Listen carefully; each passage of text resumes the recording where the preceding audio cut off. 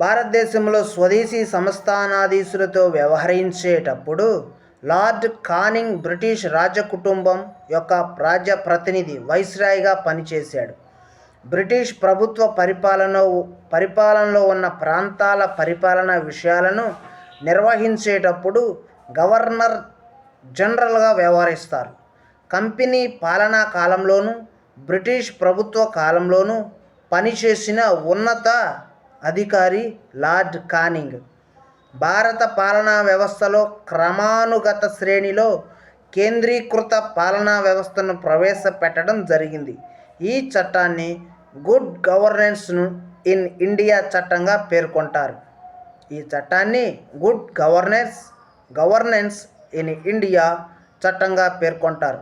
Victoria రాణి ఈ చట్టాన్ని భారత ప్రజల స్వేచ్ఛా స్వాతంత్ర్యాలకు మాగ్నా కార్టా వంటిదిగా అభివర్ణించింది. టిబి మోకాలే ఈ చట్టాన్ని ప్రజా నిరంకుశ తత్వాన్ని నెలకొల్పే చట్టంగా అభివర్ణించారు. మాగ్నా కార్టా 1215లో బ్రిటిష్ రాజు John Edward I Magna Carta పేరుతో ఒక హక్కుల పత్రాన్ని జారీ చేశారు. ప్రజలు తమ సమస్యల గురించి రాజును ప్రశ్నించే హక్కును మరియు స్వాతంత్ర్యాలను ఈ హక్కుల పత్రంలో పొందుపరచడం జరిగింది. మాగ్నా కార్టా ప్రపంచంలో మానవ హక్కులకు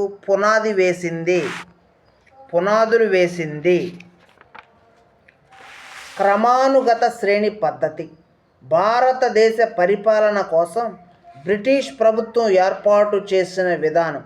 బ్రిటిష్ రాణి, బ్రిటిష్ క్యాబినెట్ మంత్రిమండలి, భారత కార్యదర్శి లండన్లో, వైస్రాయ్ గవర్నర్ జనరల్ కేంద్రంలో, రాష్ట్ర గవర్నర్ రాష్ట్రంలో, కలెక్టర్ జిల్లాలో, తాలూకా అధికారి తాలూకా, గ్రామ అధికారి గ్రామాలలో. లార్డ్ మోకాలే భారతదేశంలో ఆంగ్ల విద్యా విధానానికి రూపురేఖలను దిద్దడంలోనూ, లా కమిషన్ చైర్మన్గా పట్టాలను క్రోడీకరించడంలోనూ, భారతీయ సివిల్ సర్వీసెస్ నిర్మాణంలోనూ లార్డ్ మోకాలే నిర్వహించిన పాత్ర అద్వితీయమైనది.